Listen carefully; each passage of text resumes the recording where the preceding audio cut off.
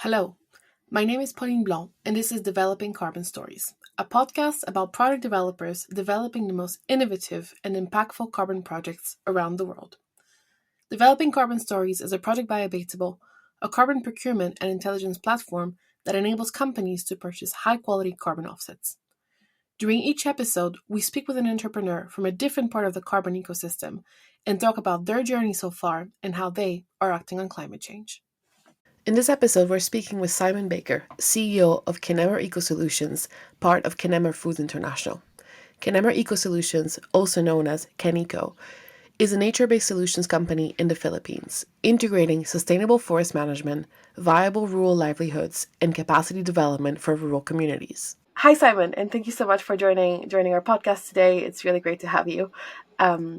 As a very first question for you, I'd love to hear about your journey and how did you get to work into the climate space? Yeah, hi Pauline. Thank you for having me. Um, for us or for myself, it really kind of evolved.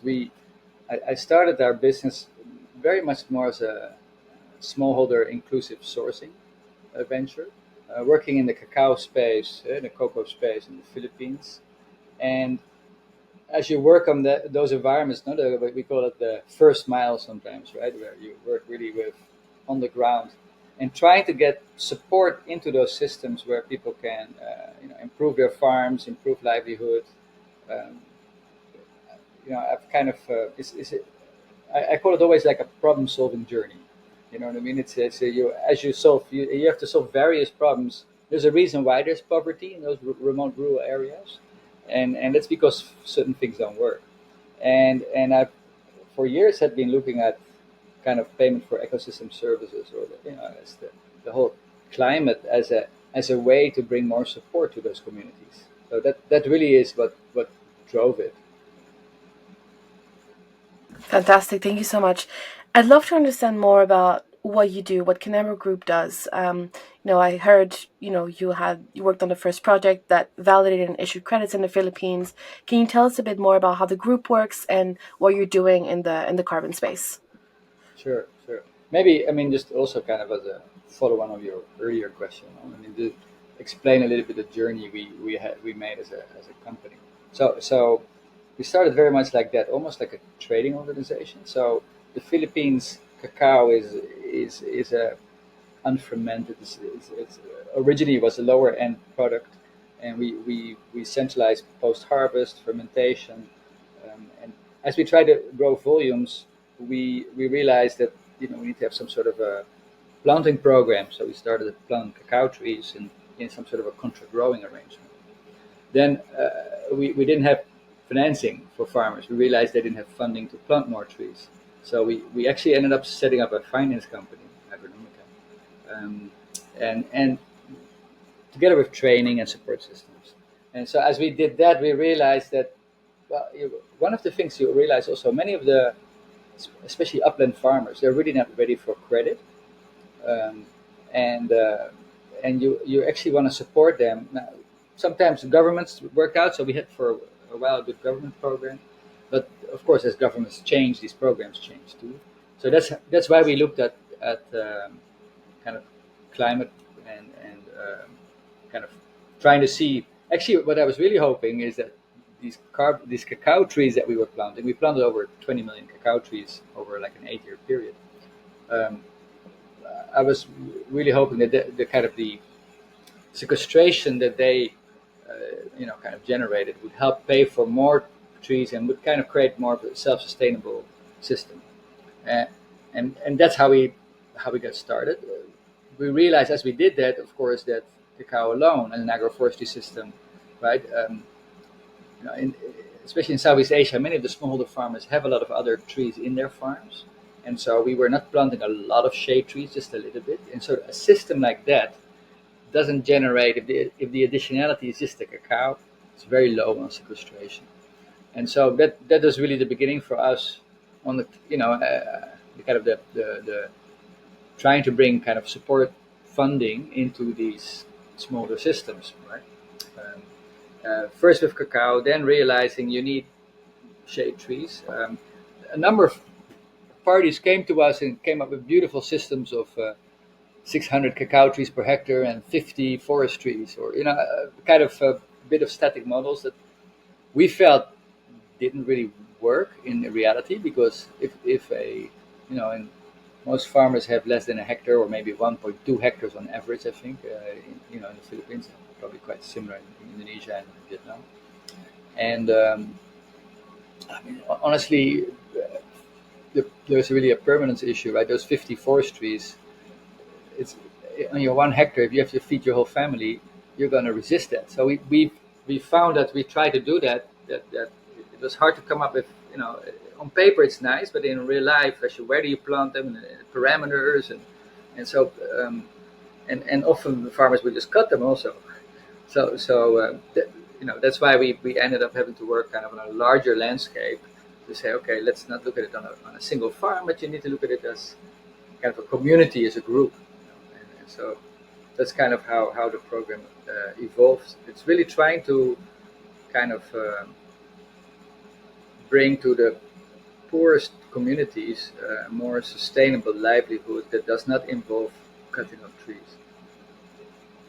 Thank you, Simon. And I'm sure people listening are curious about the carbon project element of this. Could you tell us a bit more about the projects, the one that I've just mentioned that's already issuing credits, but also what's in the pipeline? That'll be great to hear. Yeah. So as the first project is our AR, Forestation and Reforestation Program. It's a Mindanao trees,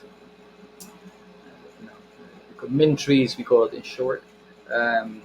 And we kind of started with the whole validation process in preparation for the PDD, really, right, during COVID. And so that was kind of a little challenge. That must have been nice.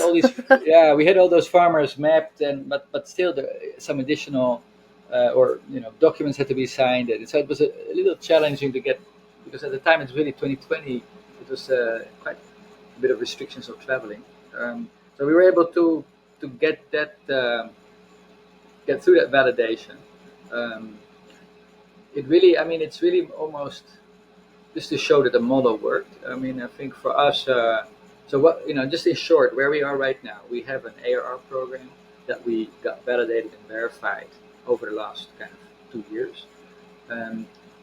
As I mentioned earlier, right, is that because we realize that the cacao trees alone are not that, don't sequester that much, we really started in our kind of next instances of mint trees looking at more forestry planting. So now we've kind of moved a little bit to a kind of a larger landscape.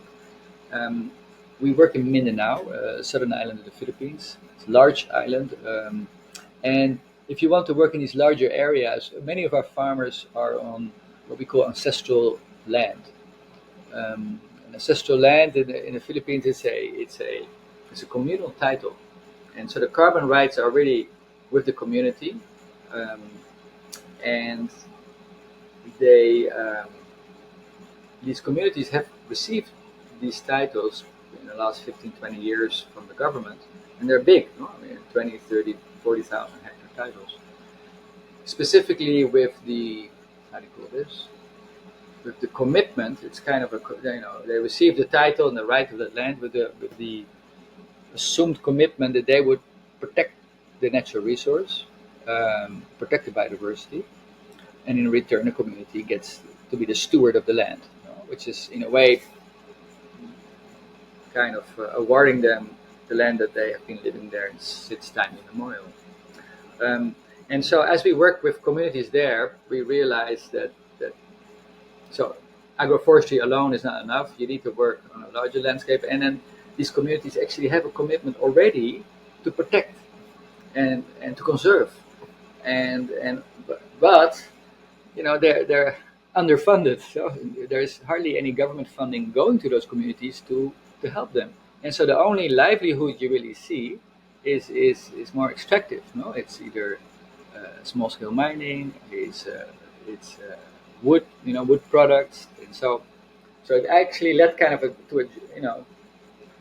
from a journey from where we started really more as a problem solving on livelihood on cacao to really realizing it is a reforestation element to this, but there are also a conservation element to this. And So that's why we're Simon, now also working on a conservation program. Simon, can I just follow up and ask you, what was that engagement like with these communities in on this ancestral land? What was it like? Was it, carbon markets and carbon credits and all of this completely new to them? And can you walk us through maybe, what that engagement looked like for you? Mm. Yeah, no, that was totally new to them, and still is. I think it helped. We are of course known as a company that we work on these small livelihood programs. Besides cacao, we work in other crops also, banana, a bit of corn, really kind of with support programs. So the language of kind of understanding that kind of protect nature in return, kind of receive support, which leads to planting of additional crops, is something that the communities understand, and I guess we had some residual level of trust from having done those activities for the last 10 years, and so that really started to us on a joint journey, with understanding what it means, and it's really, in a way, that's the free and prior informed consent process, right? So this FPIC process is a real process where as we go through it, we also together as partners kind of understand better. And so that took about a year, a year and a half. Um, it was easier with our Mintree's ARR program, um, because these are purely smallholder farmers. So every participating farmer, so these are kind of communities and clusters of farmers that we work with anyway, because we buy their cacao. But as we started working on the conservation, you get into the leadership of the indigenous people, and so that process takes time. No? Our first project, we're now going through validation for our Min4, the forestry project, um, is with 11 indigenous tribes, and it's I think it's 90 plus villages. So you can imagine the kind of getting everybody comfortable with the concept of carbon and all of this. It's taken a little time. I'm sure. I'm sure. And how was it received? Was there anything that you didn't expect? Was it harder, easier than you expected? I'd love to hear more I if you think don't in mind. the beginning there was some when we came in, there had been some attempts before to do a Red Plus project, but they had not proceeded. It didn't push through, and so there was a bit of skepticism in the beginning. Um, but I think it's kind of really, it's with all things. Now it's meeting, it's communicating, it is boots on the ground, and repeat. And so over time, kind of people started to understand the concepts, and then you start to think through, okay, what can we do to, yes, what wood-based industries do we have, and how can we stop that, and what can we do in return? And what's actually interesting is that most leadership on the tribal communities we work with, they're very aware of their obligation to maintain their natural assets. Actually, these communities live really with those, in that environment. So in fact, it is not that difficult, because unlike maybe kind of migrants who really don't have that connection, the original inhabitants, they do, and it's within the culture also very conscious that they have that relationship with the environment and the natural assets, and having the opportunity to get additional funding to support and protect that is something that people really embrace. Thank you so much, Simon. I wanted to take a step back and ask you, you've mentioned a couple of times, the landscape approach in what you do. And I know internally, we have someone who's a big fan of the project, loves the landscape approach. But I think it would be great if you can maybe explain a little bit what that means and why you think it's so important that it's done this way and maybe not another way. Yeah. Well, I guess, as I was, earlier, also talking about the fact that gradually, our scope. We started with a 1 hectare farmer and planting cacao trees, and as we try to get that system more sustainable, our lens kind of broadened. no? Because we realized we can't plant the shade trees, so we start working with communities and conservation. And then, of course, once you look at the drivers of deforestation, you start looking also at kind of it is policy, it is, to what degree have all the local governments adopted kind of the national policies and are implementing those. And so as you kind of zoom out, your the stakeholders involved that you need to engage with also increases. And and so for us to do, and this is a bit what I mentioned at the beginning, is this kind of working at small the level you are in the problem solving business. And and and so one of the things is that you realize you need to work with all the actors in a landscape, because it is often a systemic issue, right? And so for us, it has meant much more coalition building skills. No, we had to really beef up. We went from a journey where in the beginning our people were mostly technical trainers. How to prune a tree, how to improve the soil, to now also much more kind of community engagement and working with the local government, the provincial government, the Department of Environment, the church, local, the state universities. So it really made it a much broader coalition of actors. I think we get a lot more buy-in also. It's also a bit more complex, of course, to execute, as you can I'm imagine. sure. So that to me is landscape, no? It's that kind of wider lens, and and getting a lot more people on board. It's no longer your own little project, no? It belongs to everyone. It would be great to hear a little bit, going back to the project, being the first project to go through the process in the Philippines and as an organization. What was that validation issuance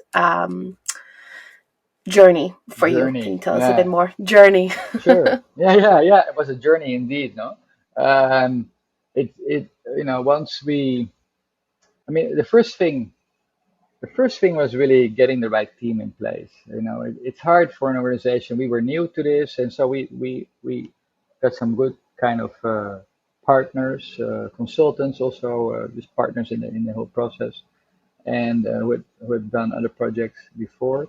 Um, and it was for us a bit of a challenge in the beginning because at the time we were full on COVID restrictions, and what happened is that we we kind of prepared. We thought we prepared well, but as you get ready, prepare for the validation, you realize you forgot a document or you forgot something, and then it's 1,000 plus people you need to go and so we had armies of our guys going around and getting stuff updated in preparation for this validation.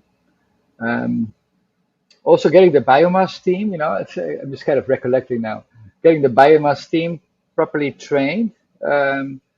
Because you have many sites to check and how one team measures, not kind of calibrating that also, just the whole logistics around it was quite a challenge. We see that now we're going back to some sites, we actually find a lot more uh, kind of biomass than before, so it's also interesting. So that was a bit of a journey. The actual validation was okay. Some minor findings and just learning, no, as an organization, really how to do it. And so I think kind of for our next instances in Min4, Min4 2, 3, what we're working on right now, it will be much smoother. No, you've gone through the pain of getting it done. Um, what was, of course, tough was the delays after the verification and after the validation, after the verification of Vera, right? So it took a long time for them to get back. They were and are a bit overwhelmed with the volume of work, um, and that meant basically months and months of radio silence. Um, and so that is a tough part of the journey. I think personally you cannot be a carbon program only. You really need another source of revenue to mitigate that risk. There's no way we could have done this on a financial standalone basis. In fact, I mean, and so I think we're on the journey. but I think we're not yet where I wanted to be, right? I think the purpose of the journey was and is to get meaningful support to communities to help them build sustainable agroforestry system and livelihood systems, in a larger landscape. And ultimately, you want that contribution that comes from those carbon credits to those communities to be significant, such that it really, they can plant additional trees, they can do this work. And right now it's just kind of helping a bit, and we're finding other sources of funding in other areas. So I think it is a fantastic system, and we need to continue to work on it. So I want to say we're there, in a way that we're verified, and we are, but that's in a way the beginning, not the end of the journey. And So can I ask about what those additional sources of revenues are, now in the past, but also in the future? How are you thinking about this? Do yeah, you see yourself relying on carbon markets or not so much? um, and so what we've been kind of so what do we have? Of course, since we do livelihood programs, we buy the commodity that's grown by the farmers, and we use the margins that we earn on those farmers, those trading of those products, sorry, to kind of plow that back into the system, right? So that's one. Two, more and more, of course, buyers of the commodities recognize those things. So we also are able to negotiate premiums for kind of the traceability, sustainability. So you get kind of premium pricing, and those premiums are really for the very purpose of kind of plowing them back into the system. So training, better pricing at farm level, plant material, etc. So it's really the combination of our own contribution, the premiums. Historically we've had some government programs here or there to help out also, but right now not too many are there at farm level.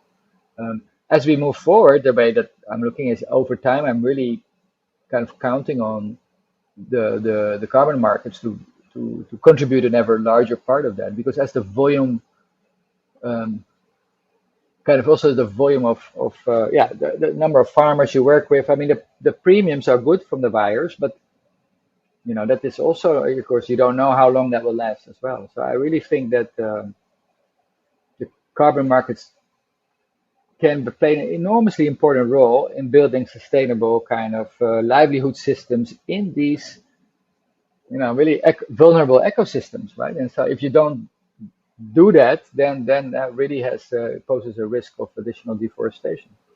So that kind of leads me to reforestation and conservation is kind of intertwined, no? Livelihood, reforestation, and conservation are all parts of a kind of a similar system. So the moment you don't have livelihood, you anyway. I mean, everybody knows that. But so for us, the carbon markets are going to be um, important, and this is the start of that journey.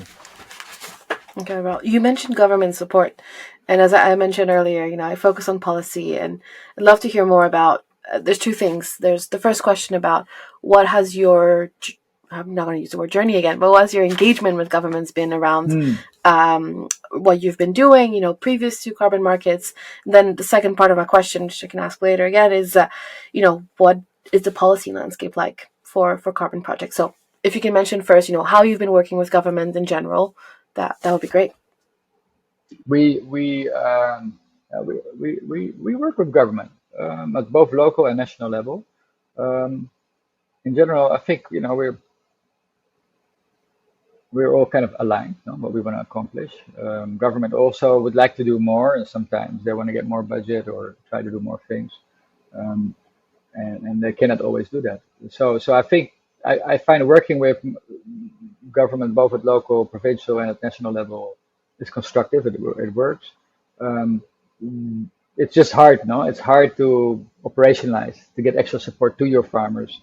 And so we've had periods where, for example, there was planting material distribution, free planting material, but without inputs, without training, and too much volume too quickly. So we try to modulate that. Say, well, it needs to be more holistic, otherwise these trees are not going to survive. True enough, of course, very high mortality in those programs. And so I think, it's it's good to work with government on this type of on the ground programs, but it's not always easy to make it a success. But we are very open to continue to do that. At the carbon market side, we have been engaging with kind of in the Climate Change Commission in the Philippines and the Department of Environment and Natural Resources. And I would say in general, the Philippines is a private sector friendly environment because I think the government recognizes the positive contribution the private sector can make, just help in this joint journey of natural kind of resource protection and poverty alleviation. Um, I think the government is still not there where it wants to be in terms of having. There's a national registry for RED Plus that's being developed. Um, the idea over time would be to have kind of a national standard, a registry with equivalence to to Avera. Um, we are not there yet. I think even getting the registry now up and running, that should happen soon. But it's more kind of just coordinating all the activities in the country so that we all know what we're doing. Um, but it's not a properly nested strategy. Um, Also, the Philippines hasn't really. I mean, right now the forests are not part of Yes. the NDCs. The how the Philippines is going to meet its Paris Accord commitments, and so that in a way also gives us some flexibility. That's in a way good also, but that might change, of course, in the future as this gets more organized, and they need to really figure out how the government, how the Philippines, the nation, is going to meet its NDCs. Yeah. And just so in the meantime, as these processes get developed, this registry that you've mentioned, there's different rules, how are you working with, different levels of government to make sure that, you don't find yourself in, let's say, a Zimbabwe situation or an Indonesia situation, and effectively how friendly or how supportive is the Philippine governments to the project and to the work that you're doing? Yeah, yeah. I think friendly is the right word. I think in general, what the key is, going back to an earlier point, is it's communication. No, it's be sure that everybody knows what you're doing, and it's kind of um, it's kind of working with leadership in the government to be sure that what you're doing and how you're sharing and how you work with communities is understood, and people understand the kind of positive side of that, that it's good for the nation, good for the communities, and that is in a way, also our best protection. You know what I mean? As long as we ensure that we are embraced by the communities and they really want this, that also becomes in a way our protection. So that we need to continue to do so. And so yeah, what we do is we do ongoing continuous engagement to be sure that we understand what's coming, new legislation, new initiatives. We engage and we talk. And I Amazing. think Yeah. I Sorry. really don't think we will have a Zimbabwe step situation coming. I think I think the Philippines in general is a kind of collaborative environment where people would rather find solutions, and it's not I don't think we're going to have crazy situations like that. So I think it's a good place for climate programs. Amazing. And yeah, we're hearing this theme that you mentioned about engagement with communities and how strong that is when you are approaching governments and talking to governments. And we see this as a really positive thing, and something that we pay a lot of attention to is how engaged the communities are, because we see there's a really strong correlation between the friendliness that you've just mentioned, of governments towards projects when that's quite strong. Yeah, Um, absolutely. I wanted to ask you, what is next for Kinema Eco? Are you, massively developing in the Philippines? Are you looking at other regions? Can you tell us a bit about that? Yeah, yeah. For us, we but two things. One is I think we can scale up a little bit. No, there is already a bit of other communities like What About Us? No? So we would like to expand a little bit in the same model. And so the same model, what I mean then is basically the combination of the ARR program as well as our uh, conservation program, uh, combined. So we will do that in Mindanao. We're also looking at some other areas in the Philippines, northern part of the Philippines in Luzon. Um, we would like to. We're in preparation, kind of some complementary. We were in early stage of some mangrove initiatives. The Philippines, of course, has massive coastline. Mangroves, we have around 300,000 hectares worth of mangroves collectively, but it's spread out over a large area. So individually, there are small patches. Tough. And so we'd love to work also there with, existing NGOs and parties that have deep experience, and we can kind of help them with that. So that helps us a bit kind of create a nice portfolio of different carbon assets. Um, and we can support existing initiatives there and strengthen those. So I think we're gonna, we have mangroves in the pipeline, additional hectares of within the Mindanao and Luzon. Um, we'd like to do also a cook stove project, early stage it is, but we are really working on kind of technologies and adoption. This really my worry is to come up with something that doesn't work, but that you know. Charcoal production is a huge issue for deforestation. So having an element there where we can also reduce that, especially closer to the urban areas. I mean, there's really a kind of open wood fire and using either charcoal or even just wood to cook is really quite common in rural areas. Um, and then that's within the Philippines. We're also looking at. We'd love to go to Indonesia. So we're actually in preparation there. I think if you look at Southeast Asia, of course, Indonesia is 7 times the size of the Philippines. It's a bit more complicated there, of course, obviously from a policy and legislative environment. Um, but also there's a lot of opportunities there. Both on that kind of cross point of kind of biodiversity protection, conservation, reforestation, and sustainable livelihood.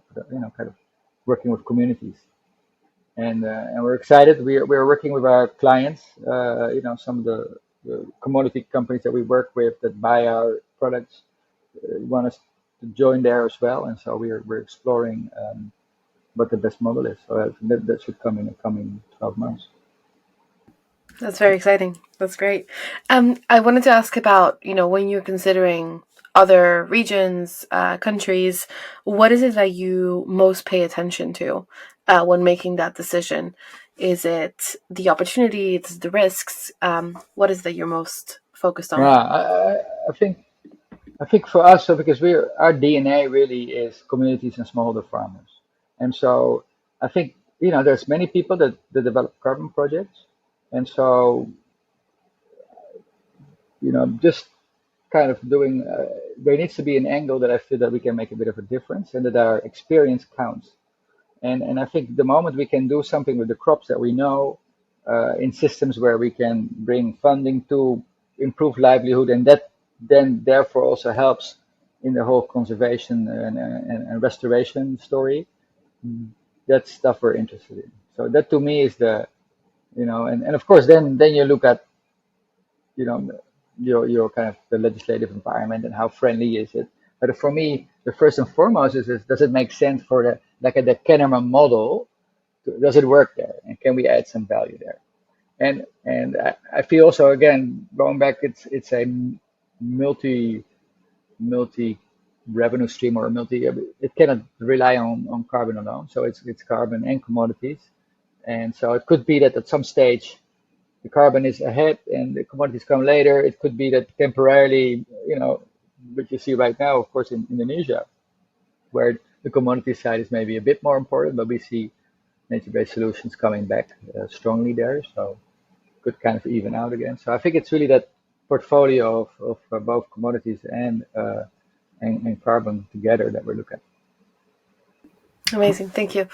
I have my interview question now, which is, and again, I've said this in another episode, but I hate when I get asked that question, but I'm still going to ask it. Where do you see Kinema Eco in 5 years? Ah, yeah, I think for me, can Echo in 5 years is the vision that I just described. Being, I'd love to be in the Philippines, and we protect and reforest, covering 1 million hectares, and do the same thing in Indonesia with some large concessions, and we have, we've kind of basically, it's kind of, the vision is we see those communities thrive. There are the model I see is it's core plantations, extensive smallholder kind of support systems, and active reforestation and conservation programs. All, it's kind of having several of these large landscapes. For me, if we have 2, 3 large landscapes in the Philippines and 1 or 2 landscapes in Indonesia, I'll be very happy. That is how, this is not we're not a tech company where you can you know this is a lot of work. So 5 years, that is something we can envision and can strive for to achieve that. Amazing. Very last question. If I was a buyer of carbon Yeah. credits, why would I buy your credits? What's your quick pitch of why Hmm. the amazing Kinema Eco credits? Well, I think you can see when you work with us, you know exactly where that money goes to and how it helps the communities and the diversity. And so I think it's a very transparent environment. We're in this business, sir. We've been doing this, kind of programs for the last 13 years.